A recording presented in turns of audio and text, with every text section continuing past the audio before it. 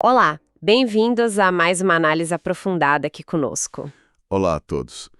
Hoje a gente vai mergulhar na história de uma figura, assim, bem discreta do Antigo Testamento. Hilel. E Hilel, sim. Um nome que não salta aos olhos logo de cara, né? Exato. E nossa base aqui é um artigo que busca justamente desvendar quem foi esse Léo, que é conhecido basicamente por ser pai do juiz Abdon. Só por isso, praticamente. Pois é. Então, nossa missão é extrair o que essa fonte nos diz, o que dá para saber sobre ele, entender o contexto da época e pensar um pouco sobre a relevância, ou talvez a falta de relevância, dessa menção tão breve na Bíblia. É interessante pensar como até esses personagens que parecem secundários podem, às vezes, dar um vislumbre de uma era inteira, né? Vamos tentar desembrulhar isso. Com certeza. E para começar, acho fundamental situar Hilel no tempo e no espaço, né? O artigo nos coloca bem no finalzinho do período dos juízes em Israel. Ah, uma época complicada. Muito. Uma era, assim, de grande instabilidade, sabe? Uma fase de transição social, política, religiosa, bem turbulenta mesmo. E a fonte diz de onde ele era? Sim, o artigo o identifica como sendo da tribo de Efraim e o localiza especificamente na cidade de Piratom, que ficava na região montanhosa. Piratom, em Efraim. Isso. E o texto da fonte faz questão de frisar que entender esse cenário, os conflitos constantes, a apostasia que estava se espalhando, é crucial para a gente ter uma mínima ideia do mundo em que Hilel viveu. Faz sentido. Ele não era só um nome numa genealogia, então. De jeito nenhum. Ele estava imerso nesse caldeirão histórico. Entendi. Então, o ponto de partida que a fonte deixa claro é: Hilel só entra na história bíblica porque ele é o pai de Abdon. Certo? O 11º juiz de Israel. Exatamente essa a conexão principal. E a fonte até destaca que ele é mencionada uma única vez no livro de Juízes. Só uma. O que leva o autor do artigo a pensar nele como uma figura secundária, né? Na grande narrativa. De menor importância para o desenrolar principal da história. Isso já nos diz algo sobre o foco do registro histórico da época, né? Sem dúvida. O foco era nos líderes, nos grandes eventos. Precisamente. A própria brevidade da menção já é uma informação em si. O artigo que a gente está analisando até especula um pouco sobre quando Hilel pode ter nascido. Sugere talvez ali pela época de Gideu, que foi um juiz anterior bem mais famoso. Ah, interessante essa conexão temporal. Sim, isso colocaria ele passando a infância lá em Piratom, Efraim, num período que, quem sabe, talvez tenha sido um pouquinho mais calmo. Mas a vida adulta dele, aí a coisa complica. Quando a turbulência pega fogo. Exato. Segundo a fonte, a vida adulta de Hilel teria coincidido com tempos bem mais sombrios, mais violentos. O artigo descreve um cenário com invasões dos filisteus vindo do sul, pressionando as tribos, e também conflitos constantes com povos vizinhos ali a leste, na região de Gileade, do outro lado do Rio Jordão.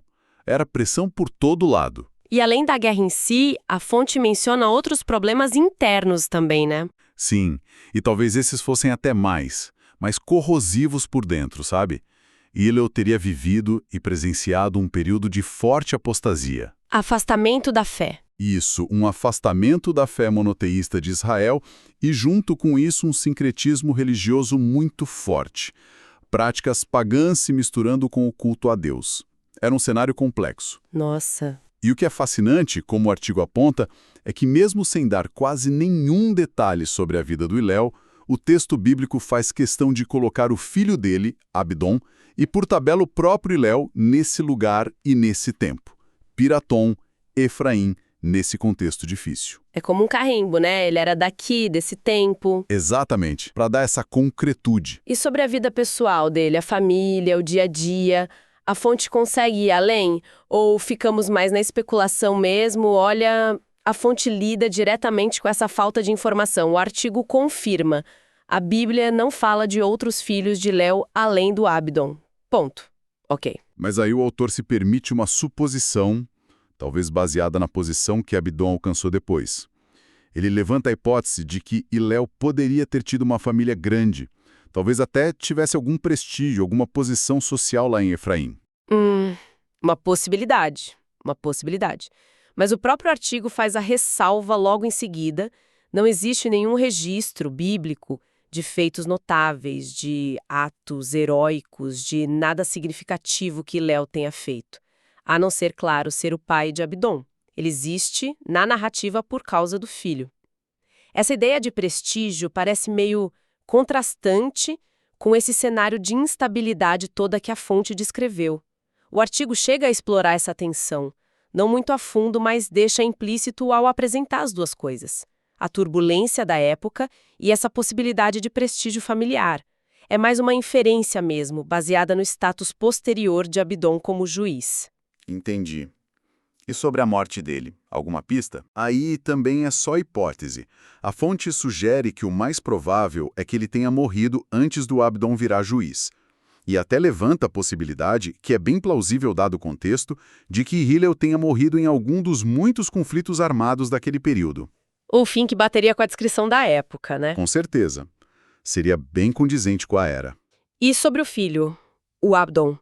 Já que o pai é tão brevemente mencionado, será que a fonte traz mais detalhes sobre o juiz para compensar? Olha, nem tanto assim. O artigo ressalta que o Abdon, mesmo tendo sido um juiz, um líder em Israel, também tem uma descrição bem sucinta na Bíblia. Sério? Até o juiz? Sim, confirma-se que ele veio depois de um outro juiz chamado Elon e que ele também era da tribo de Efraim, o que reforça a ligação com Piratom. Certo. O livro de Juízes menciona que ele julgou Israel por 8 anos e que teve uma família bem grande, 40 filhos, 30 netos, montados em 70 jumentos, que era um sinal de riqueza e status na época. Nossa, 70 jumentos, isso é status mesmo. Era um sinal de poder. Mas o texto não detalha os atos dele como juiz, os desafios específicos do tempo dele, nada muito aprofundado. Então, a fonte mostra que tanto o pai quanto o filho são figuras com contornos meio nebulosos na narrativa. Interessante isso. A brevidade sobre os dois. Mas antes da gente refletir mais sobre o porquê disso, tem um ponto que a fonte destaca bastante e que parece causar uma confusão danada envolvendo o nome Hillel. O artigo dedica um espaço para isso, né? Sim, dedica. E é um ponto que ilustra muito bem como as interpretações podem seguir caminhos bem inesperados, sabe? Como assim? A fonte aborda a confusão que acontece frequentemente entre o nome Hillel, que em hebraico é Hillel, com 2 L's, Halel, e o nome que soa parecido, Helel, com um L só no meio, Helel, Elel. Hillel e Helel, próximos mesmo. Pois é.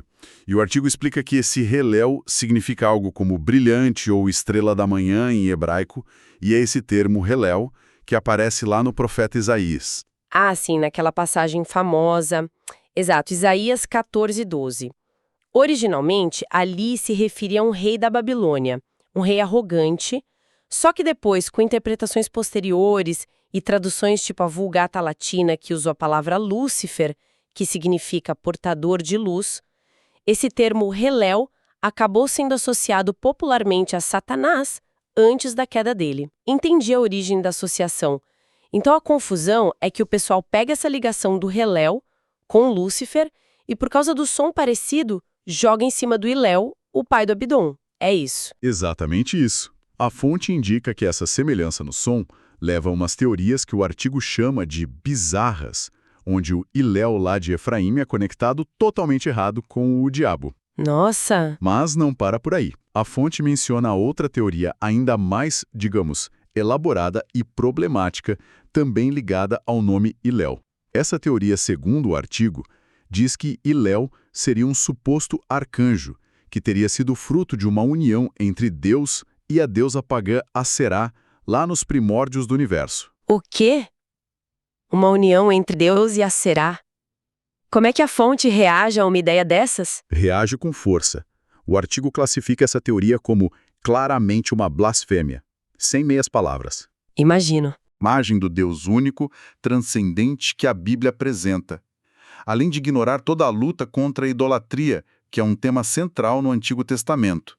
Do termo Hillel e principalmente dessas interpretações que o artigo considera totalmente equivocadas e até perigosas. Nossa, isso levanta uma questão muito importante mesmo sobre como a desinformação ou interpretações literais, fora de contexto, podem surgir e ganhar força, às vezes por causa de uma simples palavra parecida. É um alerta válido que a fonte traz. Sem dúvida alguma. Serve como um pequeno estudo de caso sobre hermenêutica, sobre como ler os textos e os riscos de leituras superficiais ou que misturam coisas de fora da própria tradição do texto. A fonte é clara.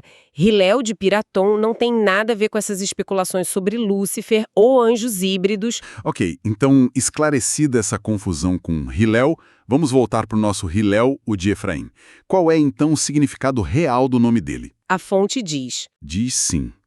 A fonte informa que o nome Hillel, do hebraico Hillel, Halel, significa louvor. louvor. Sim, um nome com uma conotação bem positiva, ligada à adoração, ao reconhecimento da grandeza de Deus. O artigo até observa que, dependendo da tradução da Bíblia que se usa, pode aparecer a variação Hillel, mas o significado é o mesmo. Louvor. Olha, isso adiciona uma camada interessante, não acha? Um homem chamado Louvor, vivendo numa época que a fonte descreveu como de apostasia, de conflito, de afastamento de Deus. Tem uma ironia aí, será? Ou um significado mais profundo? É uma reflexão muito pertinente que a fonte nos permite fazer. Pode ser visto como irônico, claro. Um nome que fala de adoração num tempo onde a idolatria crescia. Pois é. Um desejo de que ele vivesse de acordo com aquele significado. Ou talvez fosse um testemunho de fé que persistia, mesmo no meio das dificuldades todas. A fonte não crava uma interpretação, mas só colocar o nome louvor ao lado daquele contexto histórico sombrio já é por si só bem significativo. Sim, faz pensar. E conectando o estudo ao quadro geral que a fonte apresenta, qual seria então a função dessa menção tão rápida do Hillel, pai de Abdon, lá de Piratão? Por que colocar ele ali, mesmo sem detalhe nenhum? Olha, a análise que a fonte oferece sugere que essa menção, mesmo mínima, cumpre funções narrativas importantes.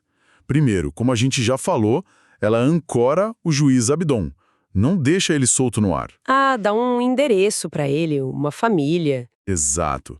Dá a ele uma linhagem, filho de Hillel, uma tribo, Efraim, e um local de origem bem específico, Piraton, na região montanhosa. Isso dá uma concretude, uma credibilidade histórica para a narrativa, mesmo que a história pessoal do Hillel não seja o foco. Entendi. E, em segundo lugar, ao situar a Abdon, e por tabela Hillel, em Efraim, o texto pode estar sutilmente fazendo conexões com a importância histórica e às vezes controversa dessa tribo específica no período dos juízes e depois também. Interessante essa camada sobre a tribo. Pois é, cada detalhe, por menor que pareça, o nome de um pai, a cidade de origem, pode contribuir para essa tapeçaria rica que é a narrativa bíblica, adicionando camadas de significado ao contexto que talvez a gente não pegue numa primeira leitura. Excelente ponto. Essa economia de palavras na Bíblia muitas vezes carrega um peso inesperado mesmo. Então, tentando resumir o que a gente tirou dessa análise baseada na fonte, Hillel é uma figura definida quase que totalmente pela relação de parentesco, né? O pai do juiz Abdon, basicamente isso. Ele viveu naquele cenário turbulento do final do período dos juízes, lá na região de Efraim. A história pessoal dele é praticamente um espaço em branco nos registros bíblicos, só uma menção de passagem. Uma nota de rodapé, quase. Pois é. Mas, curiosamente, o nome dele, Hillel, tem esse significado bonito de louvor. E esse mesmo nome, por uma infeliz coincidência de som, acabou sendo confundido com outro termo hebraico, Hillel, o que gerou interpretações que a fonte considera totalmente erradas e até blasfemas. Exato, a fonte deixa isso bem claro. E toda essa nossa conversa se baseou nas informações e na perspectiva que estavam lá no artigo que nos foi compartilhado. Perfeito. E essa característica marcante que a gente discutiu, essa escassez de informações, tanto sobre o Hillel quanto sobre o filho dele, o juiz Abdon, talvez possa nos deixar com uma reflexão final, sabe? Algo para a gente pensar a respeito, inspirado diretamente pelo que a fonte nos mostrou. Qual seria essa reflexão? Bom, se a gente parar para pensar que temos aqui um pai, Hillel, e um filho, Abdon, E o Abdon foi um líder de Israel, um juiz, mesmo que por só 8 anos. E os dois recebem registros tão breves, tão pobres em detalhes sobre o que fizeram, como viveram, os desafios que enfrentaram. É verdade, ambos são muito resumidos. Pois é. O que será que isso pode nos indicar sobre os critérios que guiavam quem estava escrevendo ou compilando a história naquela época? Que tipo de ação, de característica, de evento era considerado digno de um registro detalhado nas escrituras? Boa pergunta. E ao contrário, o que essa brevidade, esse quase silêncio sobre figuras como Hillel e até mesmo Abdon, pode sugerir sobre os valores, as prioridades ou talvez os propósitos específicos de quem compilou, editou e preservou essas histórias ao longo dos séculos? Uhum. Não é uma crítica à fonte bíblica em si, mas é usar, na análise do artigo sobre Hillel, para pensar sobre a natureza da própria escrita da história antiga e religiosa. O que se escolhe lembrar e registrar, e por quê? O que a falta de detalhes sobre alguns nos diz sobre qual era o foco principal da narrativa maior. Nossa, é uma excelente provocação para a gente terminar.